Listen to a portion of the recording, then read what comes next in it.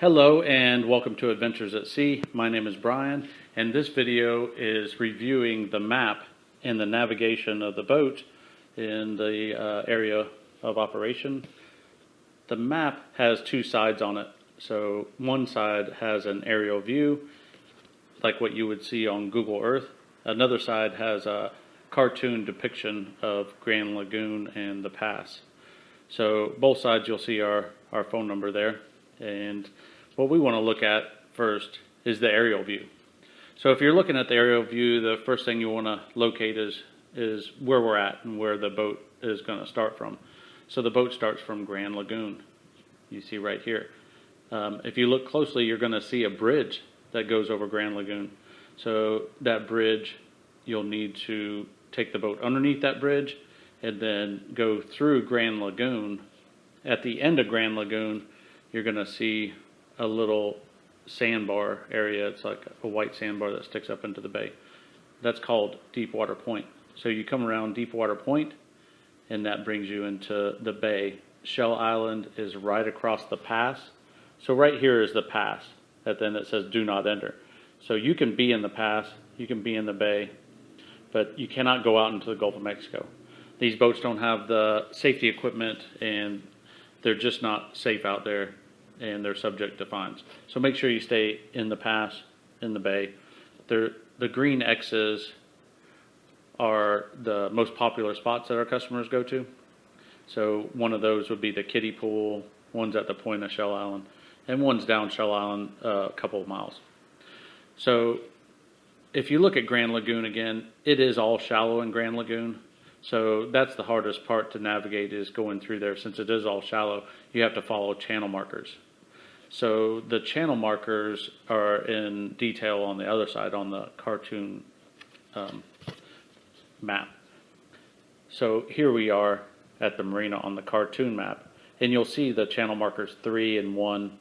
So you'll go towards the bridge, go underneath the bridge. You're going to stay to the left as you're going out. You'll see Captain Anderson's Marina and Lighthouse Marina along here.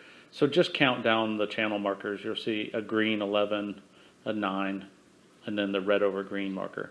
So as you're going out, this is all no wake zone.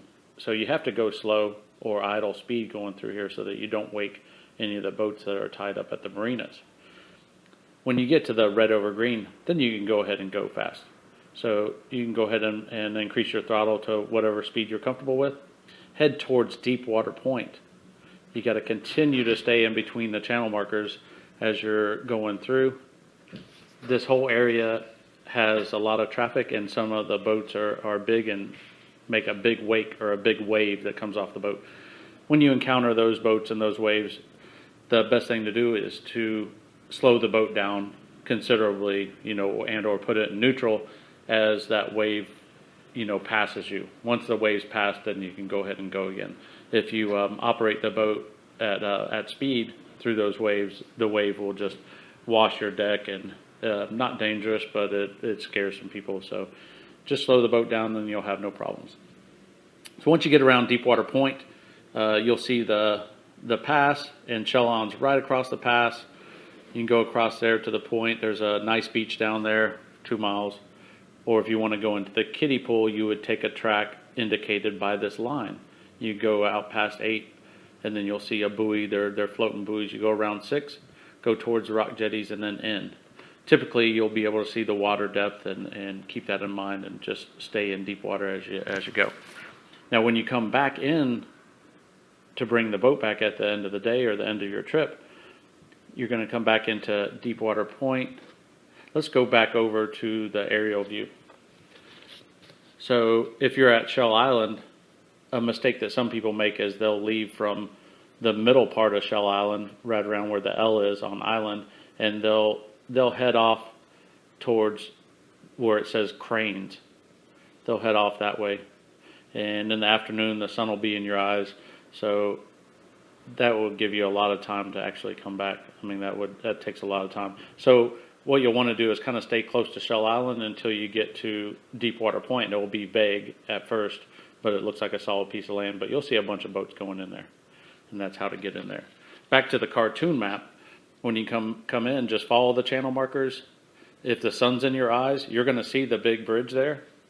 So just continue to follow the channel markers, because if you just head directly for that bridge with the sun in your eyes, you'll run aground on where it says Oyster Reef there. So just continue to follow the channel markers, get to the red over green, bring the boat back down to idle, slow speed, and then just come on underneath the bridge. Once you're in there, you'll see the crew that will direct you on where to park. So just be patient. A lot of times there's boats, and they'll get you landed at the marina, and that will end your trip safely. And that covers the map and the navigation. You guys have a great day on the water.